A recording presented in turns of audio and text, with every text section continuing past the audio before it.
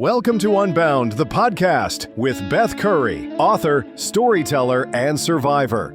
This is where books meet real life, where Beth reads chapters from her work and breaks free from the traditional audiobook format, diving deeper into the personal experiences, lessons, and liberation behind every page. Nothing is off limits. Let's get unbound. Hi, everybody. Welcome back to Unbound, Off Script. I'm your host, Beth Curry. I'm sitting here in my studio today. It's a bit gray outside, a bit still, and I've decided to do something I don't normally do. Not for you guys, but, behind the scenes here. I have an entire queue of episodes ready for recording, but this morning I realized I couldn't do those just yet. I can't get into the headspace to do them. So I had to put them aside because I want to do this. There's something happening right now in this moment, and it's too fresh. And I think, in my opinion, it's too important to schedule for later. I want to talk to you about the last few months, and I guess specifically the last, 7 days of my life. As many of you know, my book, The Other Side of Quiet, is finally real. It's a physical thing. Right now, a very small group of people are actually holding it in their hands, Some of you might be listening to this with the book sitting right beside you on your nightstand. I don't know. But the rest of the world has to wait until March, and that's when the full story comes out on the podcast. But today isn't about the what. It's not a teaser or anything like that. It's kind of more about the how. I think it's about what actually took to tell it and the cost of the ticket to get to the other side of my silence, right? Some of this, I want to start with a confession I've sprinkled into other episodes before. So if you've consistently listened to off-script episodes, you've probably heard me mention here or there little things, about this upcoming season, about my feelings about it and everything like that. I have been utterly, paralyzingly terrified of this process completely.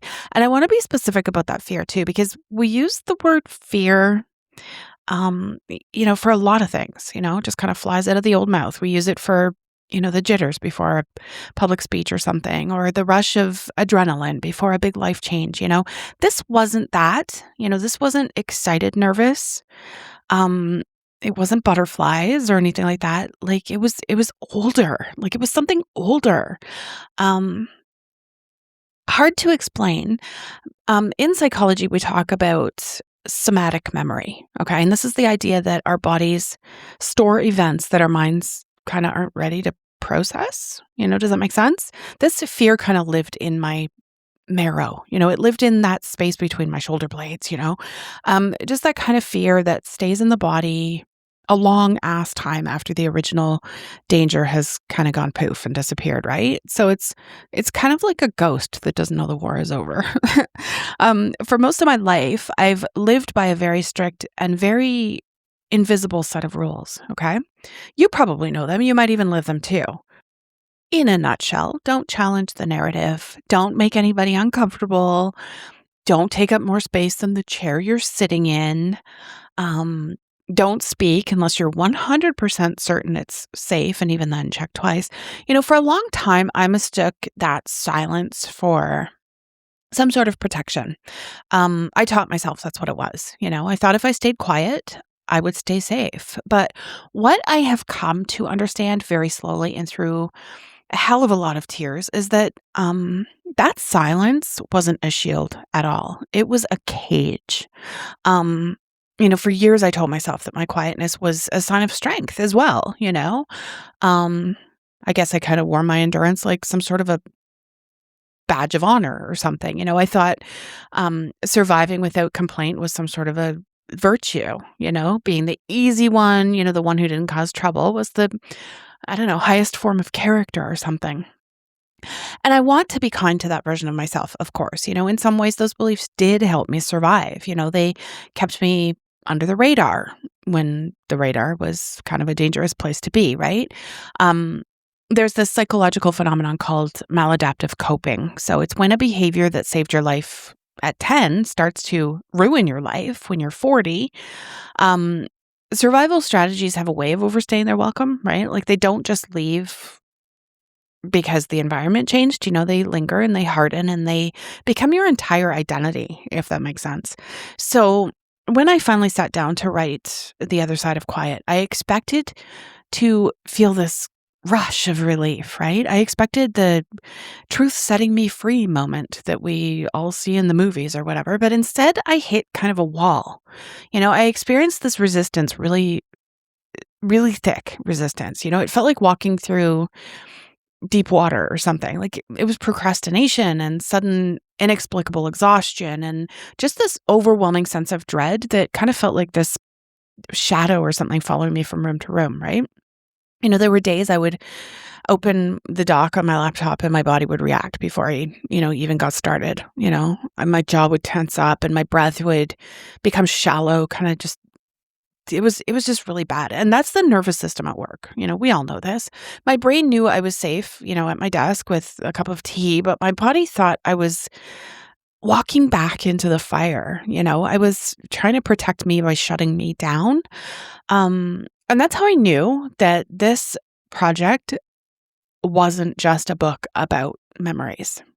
I think I discovered that it was like it was me claiming safety, reclaiming safety. Trauma isn't a straight line. Talk about it a lot. It's not a tidy story, with once upon a time and the end, especially when the events aren't fresh. When decades have passed and trauma returns in fragments, it's what clinicians call implicit memory, right? It's a feeling of panic without a why or a sudden urge to hide without a who. Writing this book really did feel like archaeology. Sometimes I was gently brushing dust off this beautiful forgotten moment. But other days, I was really digging up things that were still sharp and still very, very capable of cutting. And there was so much grief, not just for what happened, but for the girl I was, the version of me that learned far too early how to disappear. Early in the writing process, I did reach a crossroads as well. I've talked about this in other episodes. There was another person in this story, someone deeply private, someone whose presence was essential. If I left him out or if I changed him too much, the truth would become flat, right? It would just be a half truth and nobody wants those. I didn't want them. I didn't, a huge part of my story, huge context, all of this would have been missing. So I did something that terrified me and I asked for permission. And I want to pause here for a second because I think we need to talk about the psychology of agency, okay? This is my story. I own it. I have the right to tell it. But telling a story with integrity kind of means acknowledging the ripple effects, right? It meant opening a door that had been boarded up for decades. It was a difficult conversation. It wasn't a movie moment where, everything is resolved in 3 minutes. It was raw and it was uncomfortable. I've had conversations about this on the podcast, and we will have more. It wasn't an easy decision for him, and it affected him as well when I asked, and I had no idea until we had a conversation about it on the podcast. If you listen to this season, you'll start to understand why this conversation had to happen. And what I can tell you now, obviously, is that he was very supportive, as he always has been. I've known him basically my whole life, and he's always been supportive. And that support, it kind of hit me in a way that I wasn't prepared for. But the most beautiful part of that to me, he told me that this process, me speaking up and me doing this and including him in trying to remember things that I had forgotten, and hearing his side of how things happened, it actually healed a part of him. He didn't even realize he was carrying some sort of a weight until I started to lift my end of it, right? So it turns out that when we find our voice, we often accidentally give others the frequency that they need to find theirs. Now, there's a part of this journey as well that actually started 4 years. Yeah, I've lost all kinds of years. It was started back in 2020. Okay, so 6 years, almost 6 years. The world went quiet in a way that was almost eerie, right? The noise of the hustle stopped. The distractions, the dinners, the errands, the busyness, it kind of all fell away. And in that stillness, the things you've been running from usually catch up to you. I found myself in a position where I had to tell my parents things that I held for over 30 years, things I had convinced myself would destroy them or destroy our relationship. There is a concept called the spotlight effect. It's a kind of psychological bias where we overestimate how much others are noticing our flaws or how much our truth will negatively impact the environment, basically. I spent decades under that spotlight, certain that if I spoke, the whole entire friggin' world would catch fire. I was always bracing for the worst, and I braced for them to look away, to minimize it, maybe to crumble. Instead I was met with a level of understanding that kind of felt like cold water on a burn, And then they told me something I'll never forget as well. They said that by speaking, I had given them a gift. By opening up and telling them things, I had given them a gift. I'd given them clarity for questions they didn't even know how to ask. I had been holding a piece of a puzzle they had been trying to solve for 30 years, right? Because I was their daughter. I was their teenager who they knew damn well was going through some pretty crazy shit. But I had closed off so much, they were so afraid of losing me, they could never ask me for the answers. And I was able to give them to them. And that, I don't know, like that was a huge thing for me and my parents. And I'm so grateful that before my dad died and before my mom started really losing herself to the disease of dementia, I was able to give them that. And you'd think that after that, the fear would go away, right? You'd think, I don't know, the boss level was defeated. But fear isn't rational at all. It's neural circuitry, right? It's a habit. So even after my parents, I was still scared. More recently, I told two of my best friends, women who know my soul, decades-long friendship, literally lifelong friendships. I was convinced that this would be the line, right? I thought, okay, they love me, but this is too much. This is where I'm going to become the broken one or the heavy friend. I prepared to lose them. I literally rehearsed the loneliness. And instead, nothing changed. Or rather, everything changed, but for the better. There was no shock. There was no withdrawal. There was just presence. And it makes me think about attachment theory. We often stay quiet because we're afraid of losing the connection, right? But a connection that requires your silence isn't actually a connection at all. It's a damn hostage situation. So anyway, the last week though, for me, and what prompted me to do this right now this morning has been the most surreal to me. So the limited print run of my books arrived, last week, boxes and boxes of them in my house. And a funny thing happened, people wanted to buy them. Now, look, I know the podcast is free. You're listening to this for free right now.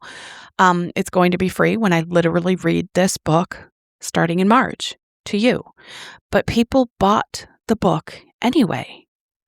And I don't think they bought it for the information or to get the dirt before everyone else. They bought it as a way of saying, I see you. I'm standing with you. So just in the last couple days, I've been making local deliveries. I'm driving to houses. I'm handing over these physical copies of my heart. And in those brief moments, in driveways, on porches, in the 5 minutes between the handoff and the goodbye, something extraordinary is happening. One of the women took the book and held it to her chest and just whispered, I went through it too. And another one said, me too. Stories I never knew existed, pain that had been mummified in silence for years, suddenly getting some air. These people weren't just buying the book, they were recognizing themselves. Basically in the mirror I was holding up, right?